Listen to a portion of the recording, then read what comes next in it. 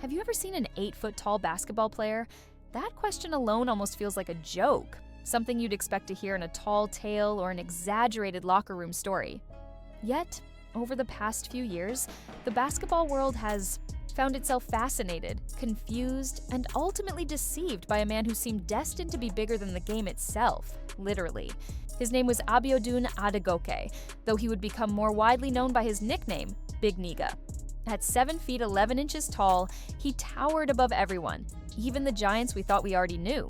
For decades, the NBA has been the stage, where the tallest athletes in the world come to test their limits.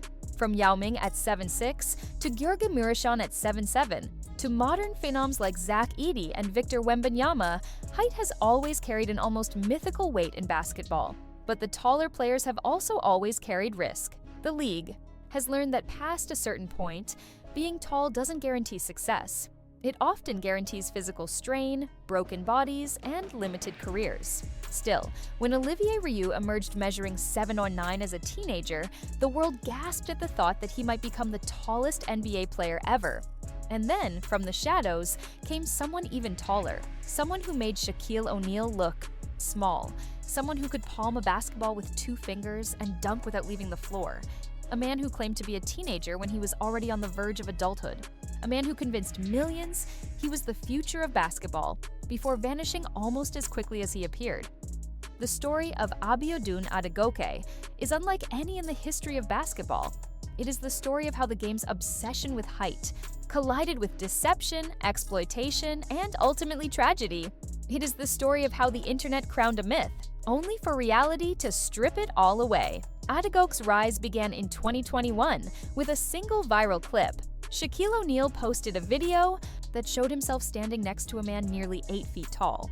Shaq, one of the most physically dominant forces in NBA history, the man who once made giants like Patrick Ewing and David Robinson look undersized, looked like a child by comparison. That clip exploded. Fans wanted to know who this towering figure was, where he came from, and how someone that tall had gone unnoticed for so long. The answers weren't easy to find. There were no news articles, no scouting reports, no Wikipedia page, nothing in the archives of Nigerian or international basketball. The only trace was a grainy YouTube video showing him dominating a youth basketball league in Dubai, the NPAC Youth League. But then came the revelation that set the internet ablaze. That particular league was exclusively for players aged 14 and under, which meant, if the footage was to be believed, this nearly 8-foot-tall colossus was a 14-year-old child. It didn't matter that the story sounded absurd. It didn't matter that common sense told us otherwise. The idea was too irresistible. A 14-year-old standing nearly 8 feet tall, a boy who was already taller than the tallest player in NBA history. Within weeks, the basketball internet was consumed by the mystery. TikToks, Reels, and reaction videos spread everywhere. Scouts wondered aloud whether this was the most unique prospect in the history of the sport. Social media crowned him the future of basketball, but it wasn't long before the questions began.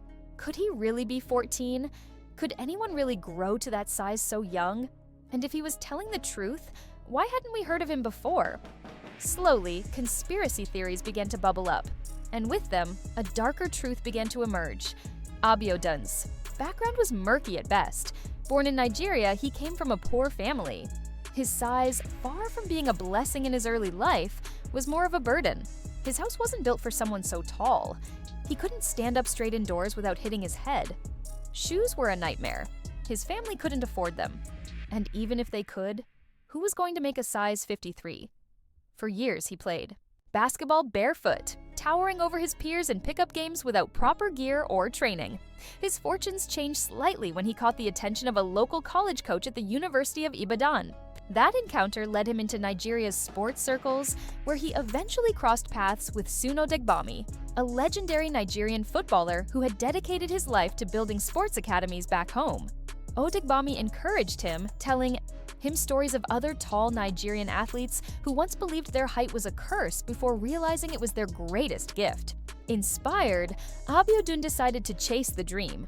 He trained in Nigeria, spent time in South Sudan, and eventually landed in Dubai, where his path crossed with Shaq and his story went global. But throughout all of this, one question lingered. How old was he really? In Africa, age fraud has been an ongoing problem in sports.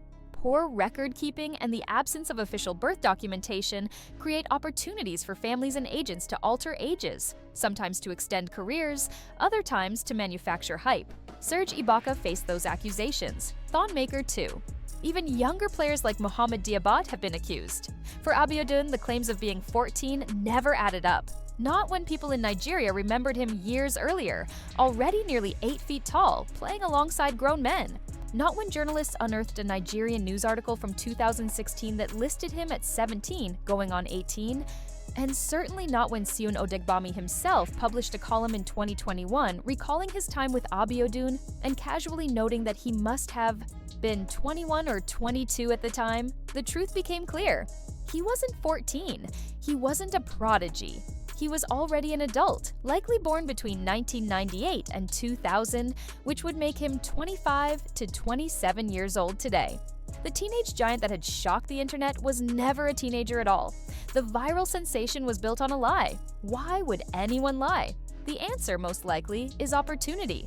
If Abiodun had truly been discovered late as a 17 or 18-year-old, the chances of him developing into an NBA prospect were already slim. He hadn't gone through the American high school system. He hadn't been groomed in a prep program like IMG Academy or Montverde. He hadn't played college ball. By introducing him to the world as a 14-year-old, agents may have hoped to reset the clock. To give him a second chance to start at the beginning of the pipeline, the age they claimed lined up perfectly with the American high school system. At 14, he could still have gone to a prep school, spent 4 years developing, then moved on to college. But the plan fell apart the moment people who knew him back in Nigeria recognized him. At 7'11", you're not exactly easy to forget. When the truth came out, his prospects collapsed. At 21 or 22 years old, he was too old to enter college programs. He had no professional experience, no stats, and no track record against credible competition. NBA teams weren't going to gamble on him. Even overseas teams passed. Despite being the tallest basketball player in the world, nobody wanted him, and so his story quietly faded. 4 years later, in 2025, Abiodun Adegoke is still technically an amateur. He has never signed with a professional club, never played in a top-level league, never appeared in a box score. The only place you'll find him playing basketball is on social media, where he posts clips of himself casually dunking, shooting in workouts, or standing beside celebrities to show off his impossible height. Almost none of it is real in-game footage, because the truth is, there are no games. And maybe that's the most tragic part of his story. His body, with its hunched back and awkward frame, seems unsuited to withstand the grind of professional basketball. At nearly 8 feet tall, he may simply be too tall to play. For comparison, look at the paths of players like Taco Fall or Olivier Rioux. They were identified early, brought to the US as children, trained in elite environments, given conditioning. Coaches, nutritionists, and daily access to the highest levels of competition. Even then, their careers have been uphill battles. Abiodun never had any of that. By the time the world found him, he was too old, too raw, too far behind. His moment was already gone, and so the man who once looked like he might redefine basketball has instead become something else entirely. A cautionary tale. Proof that size alone doesn't guarantee success. Proof that sometimes being too tall is more of a curse than a blessing.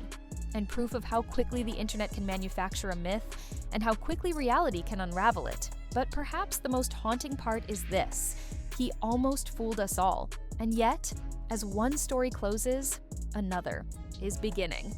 Because somewhere else in the world right now, there's a boy named Jeremy who actually is just 14 years old and already stands over 7.5 feet tall. Unlike Abiodun, Jeremy has already been identified by Canada Basketball. Already.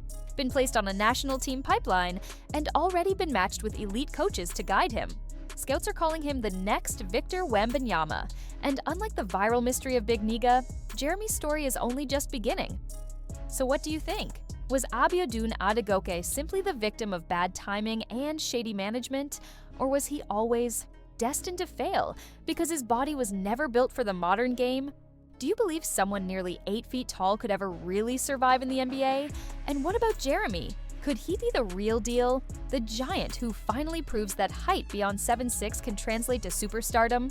Let me know your thoughts in the comments below, and if you enjoyed this deep dive, make sure to like this video, subscribe to the channel, and turn on notifications so you don't miss the next story.